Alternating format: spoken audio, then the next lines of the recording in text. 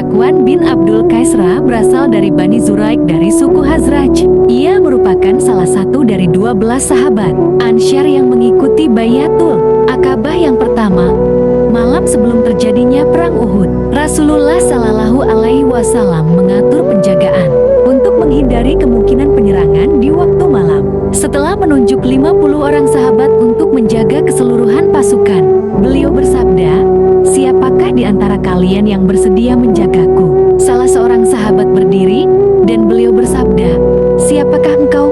"Nama saya Zakwan," kata lelaki yang berdiri itu. Nabi Shallallahu Alaihi Wasallam menyuruhnya duduk kembali. Kemudian beliau bertanya lagi, "Siapa lagi yang bersedia menjagaku?"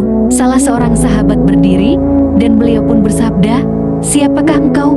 "Nama saya Abu Sabah," kata lelaki itu. Nabi Shallallahu Alaihi Wasallam menyuruhnya duduk kembali. Kemudian beliau lagi bertanya seperti itu. Kali ini pun seseorang berdiri, dan beliau bertanya lagi seperti tadi, "Siapakah engkau?" "Nama saya Ibnu Abdul Qais." Nabi Shallallahu Alaihi Wasallam memerintahkan 3 orang itu untuk menghadap di tenda beliau. Tetapi ternyata hanya 1 orang saja yang hadir. Beliau pun bertanya, "Di mana 2 orang temanmu tadi?" "Wahai Rasulullah Shallallahu Alaihi Wasallam," kata orang itu, "sayalah orangnya yang berdiri sampai 3 kali itu. Saya ini Abu Sabah, Zakwan bin Abdul Qais." Rasulullah Shallallahu Alaihi Wasallam pun tersenyum dan mendoakannya dengan kebaikan, dan memerintahkan dirinya untuk menjaga beliau. Jadilah dia begadang semalaman untuk menjaga tenda Rasulullah Shallallahu Alaihi Wasallam sendirian. Zil Jaushan Ad-Dibabi adalah seorang penunggang kuda terbaik dari kalangan Bani Amir.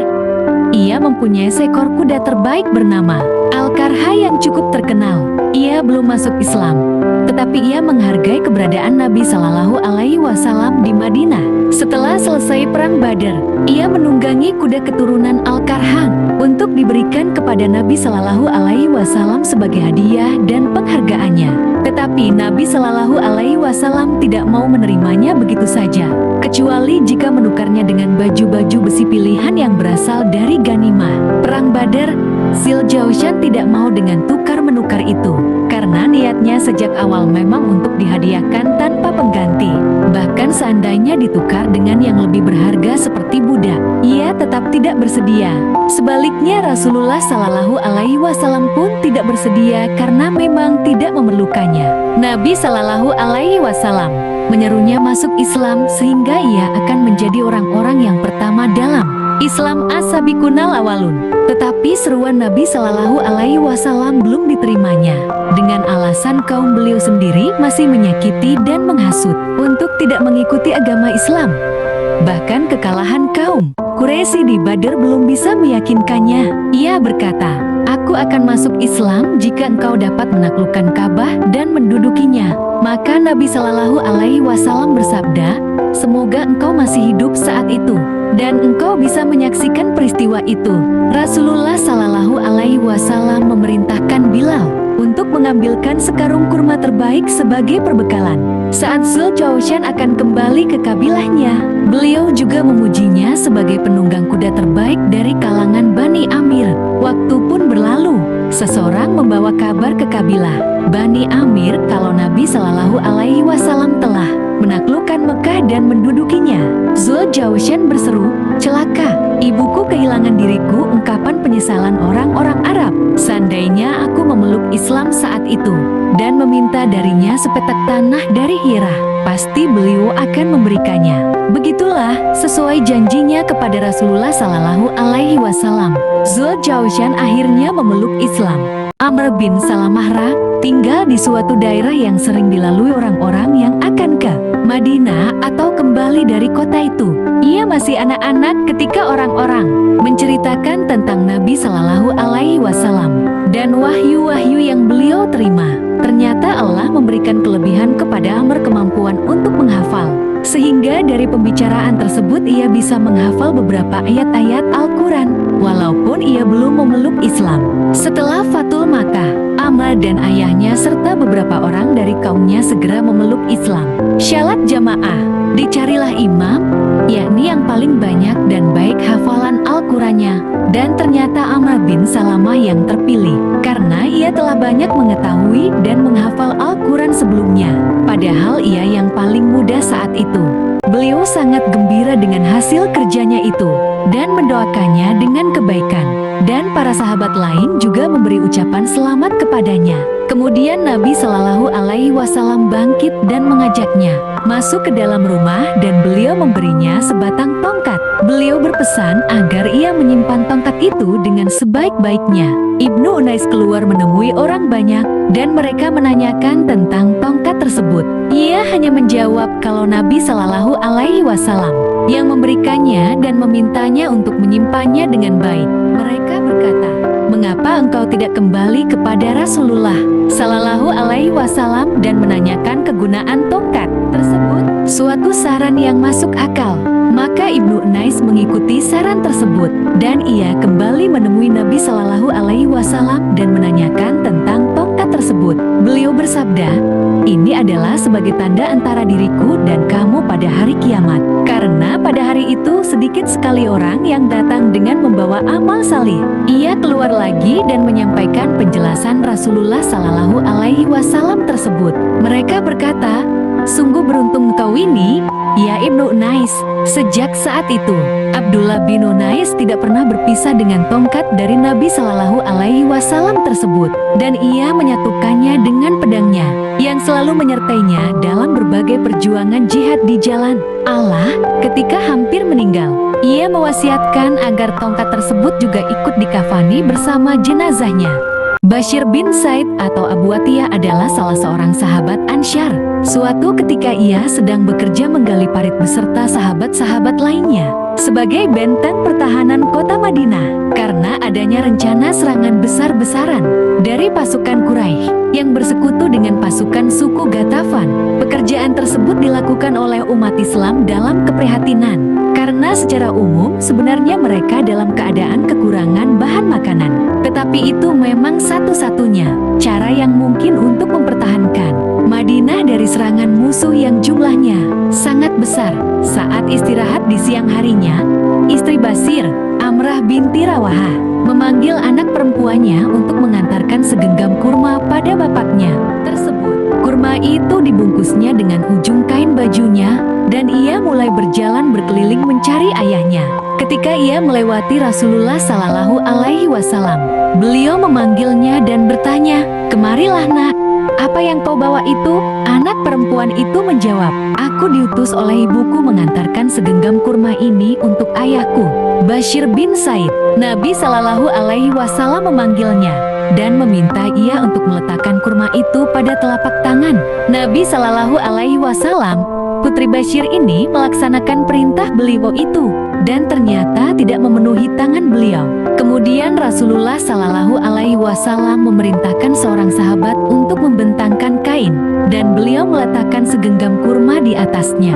Kemudian beliau berkata kepada sahabat tadi, "Panggillah para pekerja handak untuk menyantap makan siang kiriman." Istri Bashir bin Said, Putri Bashir yang masih berdiri tak jauh dari situ tampak tidak mengerti. Tetapi sahabat tersebut kemudian berteriak keras, "Wahai pekerja handak, berkumpullah di sini untuk menyantap makan siang kiriman." Istri Bashir bin Said, berkumpullah para pekerja handak di sekeliling kain tersebut, termasuk Bashir sendiri, dan mulai menyantap kurma dengan lahap yang sungguh ajaib. Kurma terus bertambah banyak ketika orang-orang mengambilnya.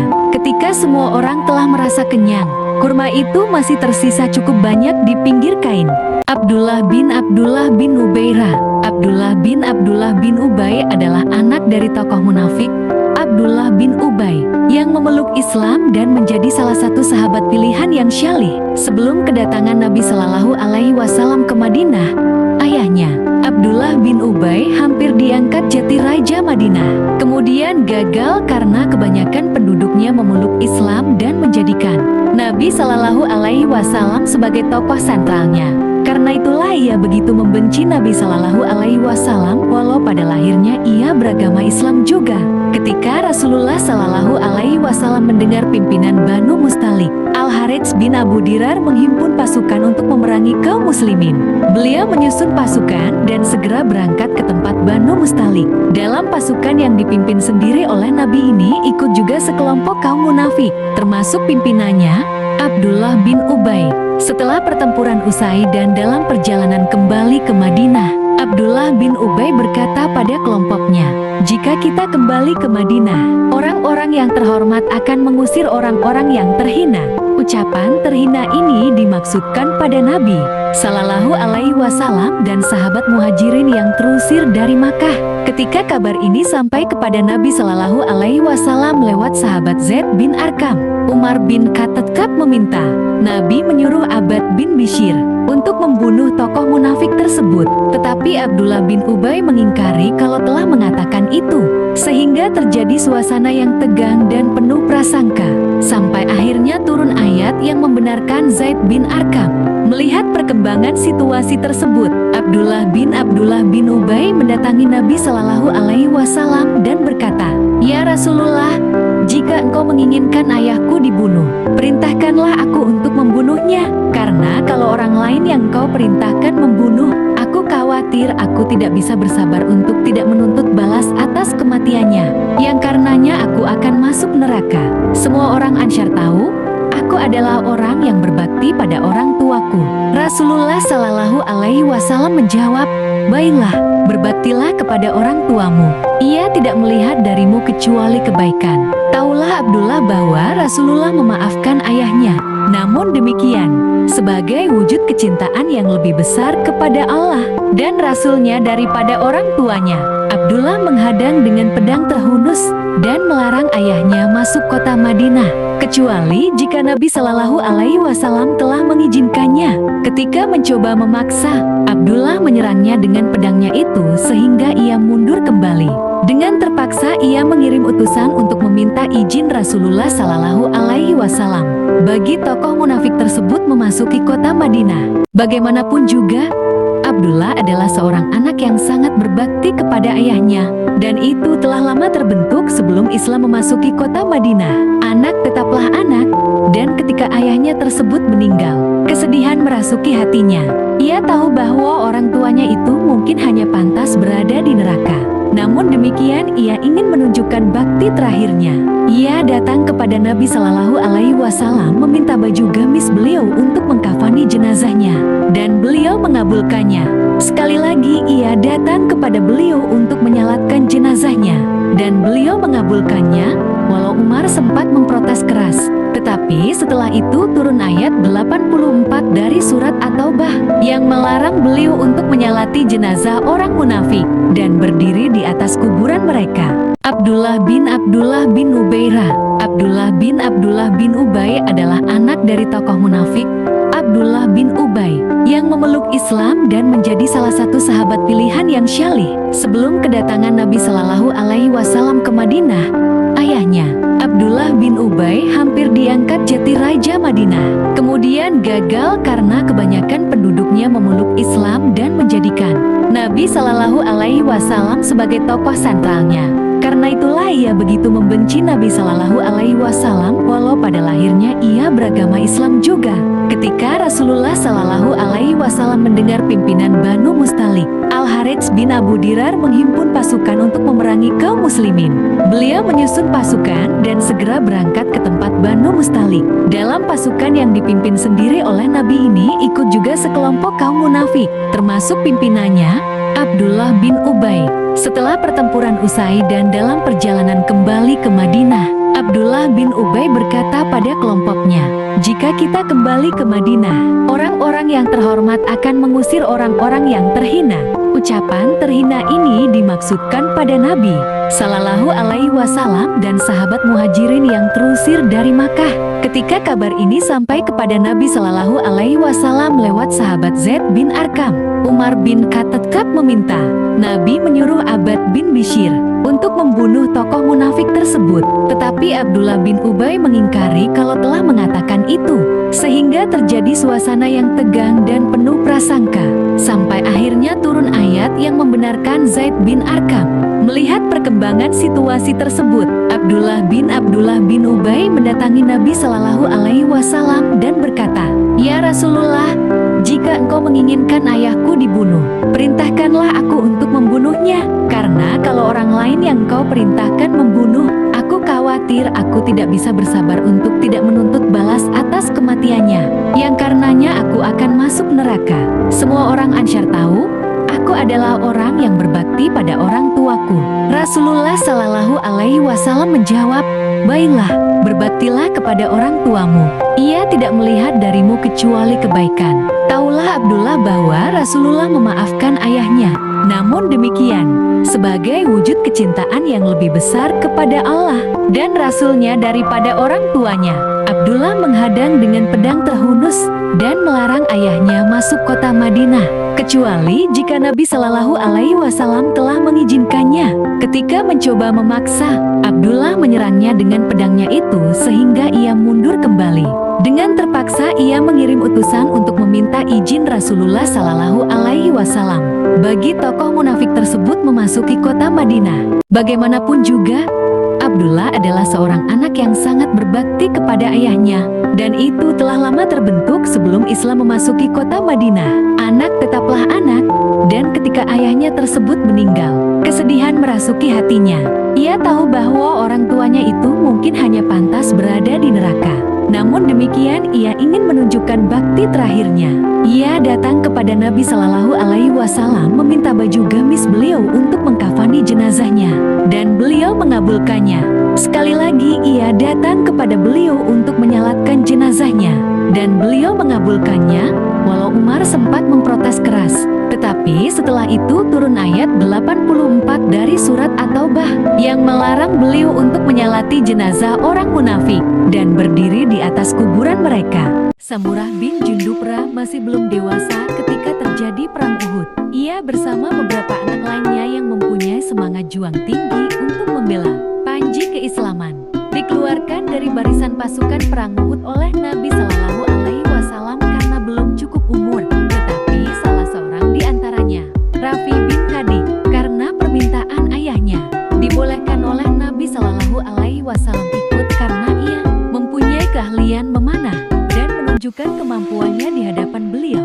Melihat dibolehkannya Rafi ikut bertempur, Samurah berkata kepada ayah tirinya, Merah bin Sinandra, wahai ayah, Rafi dibolehkan ikut berperang sementara saya tidak. Padahal saya lebih kuat daripada Rafi. Kalau diadu tanding, pasti saya dapat mengalahkan Rafi. Melihat semangat yang begitu menggebu dari anaknya ini, Merah menyampaikan hal ini pada Nabi Shallallahu Alaihi Wasallam. Beliau pun mengadakan adu kekuatan antara Rafi dan Samurah, dan ternyata Samurah memenangkannya, sehingga ia pun bolehkan ikut serta dalam pertempuran di Uhud itu. Ketika itu Samurah berusia 15 tahun, sama seperti Rafi.